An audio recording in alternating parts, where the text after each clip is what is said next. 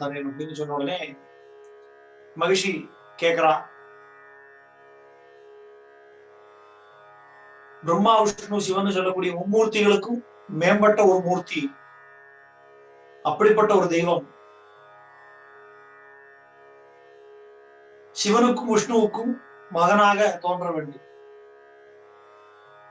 அப்படி மும்மூர்த்திகளுக்கும் மேம்பட்ட அந்த மூர்த்தி 2 ஆண்களுக்கு மகனாக தோன்றினது மட்டும் இல்லாமல், அப்படி தோன்றின அந்த தெய்வம் ஒரு சாதாரண மனிதனுக்கு 12 வருட காலம் சேவகனாக இருக்க வேண்டும்.